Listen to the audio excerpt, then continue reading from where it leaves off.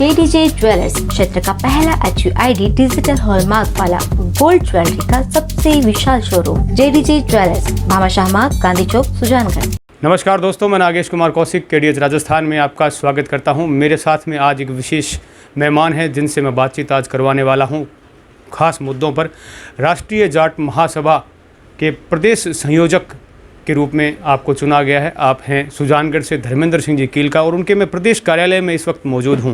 किन मुद्दों के साथ वो आगे समाज हित में और किसानों के हित में कार्य करने वाले हैं, उनसे बातचीत करूंगा। सबसे पहले मैं आपको बधाई दूंगा कि आपको प्रदेश संयोजक की जो नियुक्ति मिली है, एक बड़ा दायित्व है। तो इस दायित्व को निभाने के लिए किस तरह से आप कार्य करेंगे? सबसे पहले तो मैं आपको धन्यवाद देता हूं, आपका आभार व्यक्त करता हूं।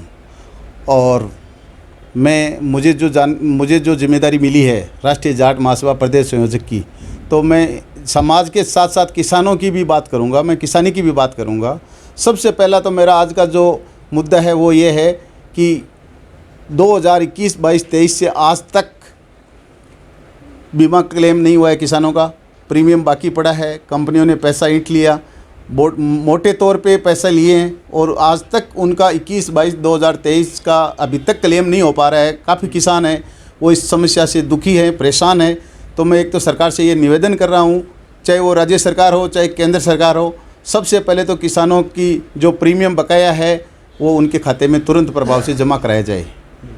उसके बाद में जो अभी अकाल की स्थिति है, बरसात हो नहीं रही है और फसल है वो बर्बाद हो गई, फसल सूख गई, ख़राब हो गई। तो मैं राज्य सरकार से ये अनुरोध कर रहा हूँ कि तुरंत प्रभाव से जिला कलेक्टर से संबंधित उपखंड अधिकारी, पटवारी, तहसीलदार को निर्देशित करे कि तत्काल प्रभाव से गिरदावरी कराई जाए और जो मुआवजा है किसानों की खरीफ फसल का वो तैयार कराया जाए। ये फसल बर्बाद हो गई तो इस फसल को तुरंत प्रभाव से गिरदावरी करा के और इनकी रिपोर्ट केंद्र सरकार को भेजें, राज्य सरकार को भेजें और इनका भुगतान कराया जाए। किसानों के और भी जो मुद्दे हैं जो वर्तमान में, जैसे बिजली को लेकर भी जो मुद्दा है, तो उसके लिए भी आप किस तरह से कोशिश करेंगे कि किसानों को समुचित बिजली मिले? और जो आपने फसलों का आपने अभी कहा, क्योंकि वास्तव में जो है बारिश जो है वो एक तरह से धोखा सी कर गई और किसानों के साथ एक बड़ा नुकसान भी हुआ है, तो उनका आप हितों की रक्षा के लिए किस तरह कर रहे हैं? मैं ये कह रहा हूँ कि राज और राम एक होते हैं, या तो राम देता है या राज देता है। तो अभी जो मूँगफली की फसल है वो ख़राब हो रही है, लेकिन अभी तक कुछ बची हुई है। तो यदि सरकार 6 घंटे के बजाय 8 से 10 घंटे यदि बिजली किसानों को दे तो उनकी फसल बच सकती है और काफ़ी किसान घाटे से उभर कर बाहर आ सकते हैं। तो उनकी तुरंत प्रभाव से राज्य सरकार को ये निर्णय लेना चाहिए कि तुरंत प्रभाव से 8 घंटे से 10 घंटे तक किसानों को बिजली दी जाए ताकि उनकी मूँगफली की फसल अच्छी हो। बिल्कुल। और आप जाट महासभा के प्रदेश संयोजक आप बनाए गए हैं, तो समाज हित में भी आप किस तरह से कार्य करेंगे कि समाज जो है वो उत्तरोत्तर तरक्की करे और जो समाज में जो किसी भी प्रकार की यदि कोई बुराई है तो वो दूर हो और समाज जो है वो अग्रणी आगे बढ़े ज़िंदगी में? मैं सबसे पहले तो समाज के युवाओं को कहूँगा कि वो युवा है वो एक तो नशा प्रवृत्ति से दूर रहे। सबसे पहला काम तो ये है कि युवा यदि नशे से दूर रहेगा तो हमारा समाज आगे बढ़ेगा। और दूसरा मैं ये कहूँगा कि हमारे समाज में आज बेटियां आगे बढ़ रही है, तो बेटों को भी इस तरीके से सोचना चाहिए कि हमारी बहनें हैं वो आगे अव्वल नंबर पे नौकरी में आ रही है, तो समाज को, बच्चों को भी आगे इस तरीके से तैयारी करनी चाहिए। और मैं ये कह रहा हूँ, जब तक हमारे जाट समाज में सत्ता और शासन में भागीदारी नहीं होगी तब तक हमें कुछ मिलने वाला नहीं है। समाज में सत्ता होगी, हमारे मंत्री होंगे, MLA होंगे, MP होंगे, तो सत्ता में हमारी भागीदारी होगी तो समाज की बात को महत्वपूर्ण तरीके से लिया जाएगा।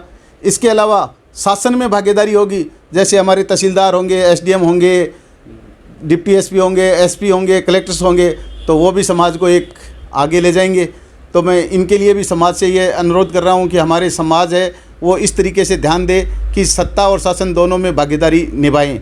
इनके अलावा समाज के युवाओं को मैं एक चीज़ के लिए और प्रेरित करना चाह रहा हूँ। हमारा जाट समाज 1995 के बाद में काफ़ी आगे बढ़ा है, लेकिन कई चीज़ों में पीछे भी है, मैं देख रहा हूँ। तो मैं समाज के युवाओं से यह भी कह रहा हूँ कि हमारा समाज है वो पत्रकारिता में बहुत पीछे है। तो मैं पत्रकारिता के लिए भी हमारे समाज के युवाओं को आग्रह कर रहा हूँ, उनको अग्रेसित कर रहा हूँ कि वो आगे बढ़ें और हर क्षेत्र में आगे बढ़ रहे हैं तो पत्रकारिता में भी आगे बढ़े। सर, एक महत्वपूर्ण समाज के लिए आप शिक्षा के लिए क्या करना चाहेंगे? क्योंकि जो आज का जो समय है सर, वो शिक्षा से जुड़ा हुआ समय है, और जो समाज आज शिक्षित है और शिक्षा में आगे है वही तरक्की आज के समय में करता है। तो आप अपने समाज को शिक्षित करने के लिए किस तरह की आप अपनी भूमिका निभाएंगे? मैं समाज के उन गरीब तबकों के बच्चों के लिए भी मैं प्रयास करूँगा जो पढ़ाई में होशियार है, अव्वल हैं, एग्ज़ाम देने में भी माहिर हैं, लेकिन उनके पास पैसे की कमी है, उनके पास कोई साधन नहीं है ताकि वो आगे बढ़ सके, पढ़ सके। तो मैं ऐसा समाज के जो बड़े अधिकारी वर्ग है, जो बड़े नेता है, उनके साथ बैठ के ये चर्चा करूँगा कि हमारे समाज के जितने गरीब तबके के बच्चे हैं उनको हम कैसे आगे बढ़ाएं, उनके लिए क्या मदद होनी चाहिए, चाहे उनके लिए हॉस्टल की व्यवस्था हो, चाहे उनके लिए खाने की व्यवस्था हो, चाहे उनके लिए ट्यूशन की व्यवस्था हो, किताबों की व्यवस्था हो, वो सारी व्यवस्था करने के लिए हम प्रयास करेंगे। बिल्कुल, ये थे हमारी खास बातचीत प्रदेश संयोजक राष्ट्रीय जाट महासभा धर्मेंद्र जी कील का, जो कि एक विज़न लेकर प्रदेश संयोजक बने हैं। और निश्चित ही जब कोई एक ऐसा व्यक्ति किसी पद पर आता है और जो एक विज़न लेकर चलता है, हित को लेकर चलता है, तो एक पूरी सोच उनकी उसके पीछे है, तो निश्चय ही समाज भी आगे बढ़ेगा और किसानों के हित की बात भी वो आगे से आगे उठाएंगे। मैं नागेश कुमार कौशिक, आप सभी का धन्यवाद।